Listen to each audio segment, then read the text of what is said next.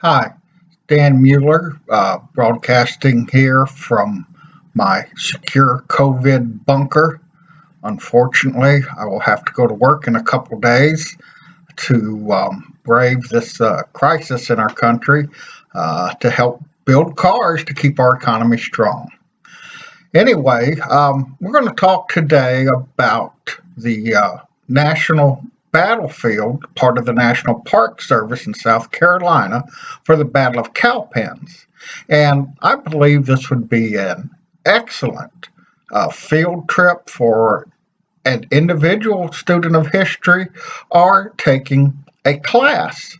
Now, this is on the Green River Road. The Green River Road was really a path created by the Indians on the highest ground among this boggy, somewhat swampy area between the Pasolet River and the Turnpike going into Tennessee.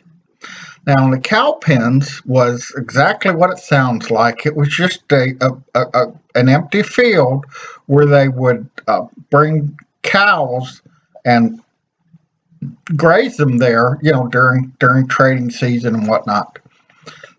So Daniel Morgan was in command of this force, and he was being pursued by the British.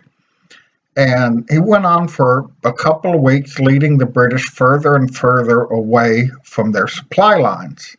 And when he got into this area, the Cowpens, he saw that it would be suitable to use for his defenses to the people he had. He had a continental army, and he had some militia, and his reputation was so strong that locals were joining him every day. More and more locals would join him.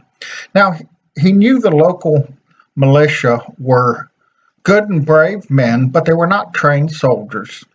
So he put them in there on the first line, asked them to fire twice, and then retreat back behind the Continental Army, who were trained and could withstand a volley. So he set up his defenses, and if you've studied anything about Daniel Morgan, you know he was a brilliant tactician using combined musket and rifle fire. He'd put snipers and skirmishers out in the woods and in places under cover and concealment, and they would pick off officers and sergeants, people who were leading and commanding the army. So he used this to envelop the British, and this was the only successful double envelopment that the Americans had in the Revolutionary War. So I think you should come on down to the Carolinas and visit this national park. The park has three major public events.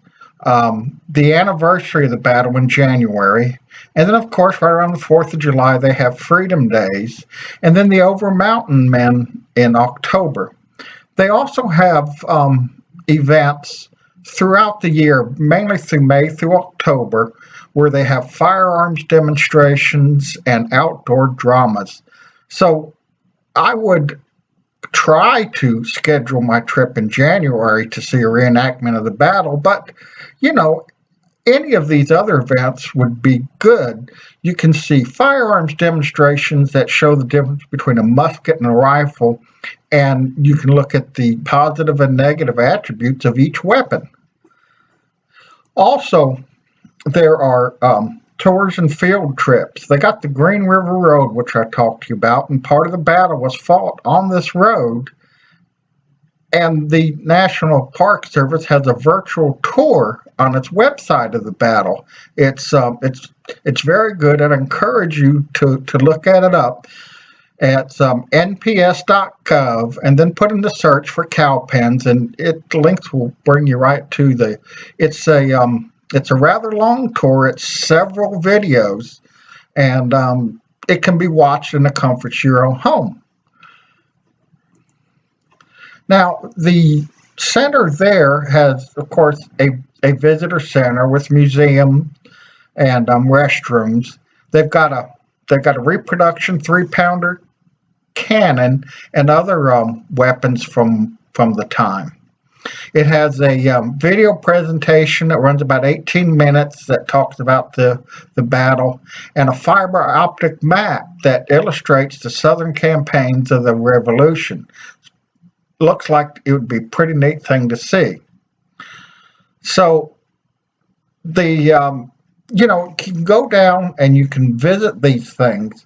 There are a battlefield trail which you can walk around, and it's a little over a mile and a half, and there's an automobile loop road that you can drive through and look at it, and there's a picnic area with a 2-mile nature trail. This looks like it would be a good, maybe 3/4 day trip. Now, they tell you to schedule at least 2 hours, but that's just for their official presentations. To get a map from the visitor centers and go through and see all the areas where the battle was fought and go on these nature trails, I think 3/4 of a day would be a good use of your time. If you're taking a class, they have study guides and lesson plans for both before the trip and after the trip. So if you have a class you want to take, you can do the study guide before, and then when we get back home, you can do the post guide and just reinforce what they learned. This is a very important battle in the Revolutionary War. It took out the British light infantry. That was a huge loss to the British. They weren't able to make any more quick attacks after this. And this really helped end the war in favor of the Americans. And I thank you for paying attention to me, and I hope you go and see this great battle site.